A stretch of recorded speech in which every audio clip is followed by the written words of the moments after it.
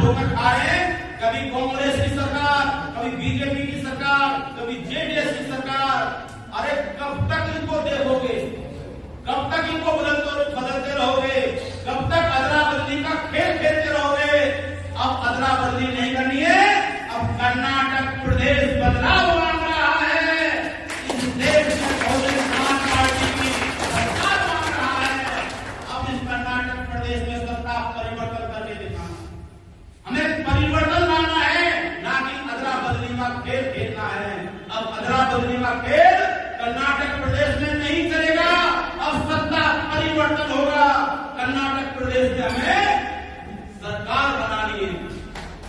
बताएंगे आप लोग, जो बाबा साहब ने सपना देखा था, जो साहब काशीराम जी ने सपना देखा था प्रधानमंत्री बनने का, बाबा साहब प्रधानमंत्री नहीं बन पाए, साहब काशीराम जी प्रधानमंत्री नहीं बन पाए, लेकिन परमात्मा बहन जी हमारे बीच में है।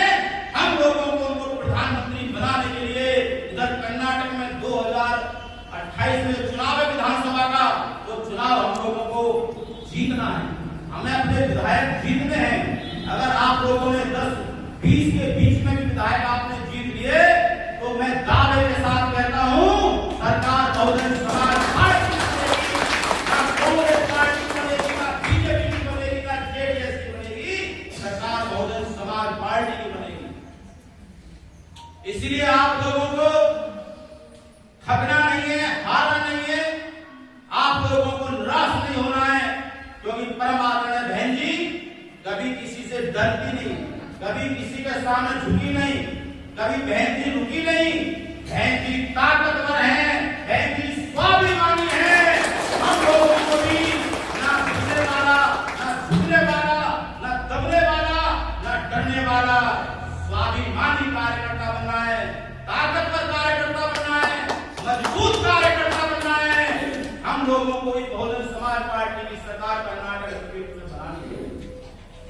युद्ध हमेशा सेना के बल पर नहीं, बल्कि इच्छा शक्ति पर जीते जाते हैं, मनोबल पे जीते जाते हैं।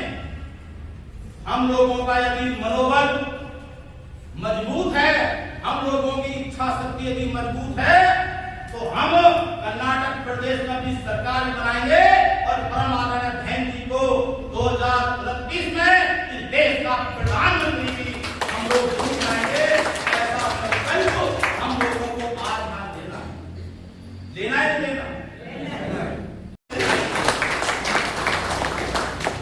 तो ये नेशनल पार्टी है, बहुजन समाज पार्टी, हम सबकी पार्टी है।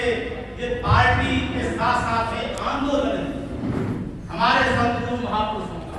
ये कांग्रेस पार्टी के बैनरों पे आपको ये फोटो दिखाई नहीं देंगे, ना टीपू सुल्तान जी का फोटो दिखाई देगा, ना हमारे महापुरुषों का फोटो दिखाई देगा। अगर ये फोटो दिखाई देंगे तो सिर्फ बहुजन समाज पार्टी के बैनर पे दिखाई देंगे और किसी पार्टी के बैनरों पे दिखाई देंगे।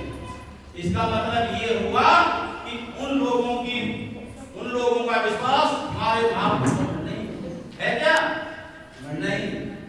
इन लोगों ने सर्किलों पे स्टैचू तो लगा दिए बाबा साहब की और हमारे महापुरुषों की स्टैचू लगा दिए, लेकिन एक डिस्ट्रिक्ट का नाम इन लोगों ने हमारे महापुरुषों के नाम पर नहीं बनाया। आप चिंता मत कीजिए, जिस दिन बहुजन समाज पार्टी की सरकार देगी, हमारे महापुरुषों के नाम पर नए डिस्ट्रिक्टों के नाम रखे जाएंगे, यूनिवर्सिटियों के नाम रखे जाएंगे, युवाओं को रोजगार मिलेगा, बहन बेटियों को मान सम्मान और स्वाभिमान मिलेगा, सबको रोटी कपड़ा और मकान मिलेगा। जिनके पास में मकान नहीं है, जिनके पास में खेती नहीं है, उनको जमीनें, सरकारी जमीन मिलेगी। साहब काशीराम जी कहते थे, जो जमीन सरकारी है वो जमीन हमारी है। वोट से लेके सीएम पीएम और आरक्षण से लेके एसपीडीएम। हमारे युवाओं को पढ़ना है, हमारे युवाओं को आईएएस पीसीएस बनना है, कलेक्टर बनना है, क्योंकि जब बहुजन समाज पार्टी की सरकार आएगी तो काम भी आप लोगों को ही करना है। हमें शासन से, प्रशासन से, गांव से मजबूत होना है। इसलिए एजुकेशन चाहे कितनी कॉस्टली हो जाए, आप अपने बच्चों को पढ़ाओ, लेकिन तैयारी किसकी करवानी है? ये फ्रूट बेचने की तैयारी नहीं करवानी, ये वेजिटेबल बेचने की तैयारी नहीं करवानी। आप लोगों को आईएएस पीसीएस यूसीएस बनने की तैयारी करनी है, आप लोगों को वेल क्वालिफाइड होकर के आप लोगों को मजिस्ट्रेट बनना है, ताकि जब बहुजन समाज पार्टी की सरकार आए तो आप लोग बहुजन समाज पार्टी के हित में आप लोग काम करें, सामाजिक परिवर्तन करें। इस सामाजिक परिवर्तन में आप लोगों का बहुत योगदान होना चाहिए। इसलिए साहब काशी गांधी कहते थे कि वोट से लेंगे सीएम पीएम और आरक्षण से लेंगे एसपीडीएम, जो बहुजन की बात करेगा वो दिल्ली पे राज करेगा। वोट नंबर 2 राज नंबर 2 नड़ियो दिल्ला वोट नंबर 2 नहीं चलेगा। इसी बात के साथ में मैं एक शेर और कहता हूं कि सम्मानित साथियों, कोई भी युद्ध अंतिम युद्ध नहीं होता, कोई भी चुनाव अंतिम चुनाव नहीं होता, कोई भी जीत किसी की अंतिम जीत नहीं होती। ठीक उसी प्रकार कोई भी हार किसी की अंतिम हार नहीं होती। हम 100% जीतेंगे, इस आशा और विश्वास के साथ में आप लोगों ने मेरी बात को सुना।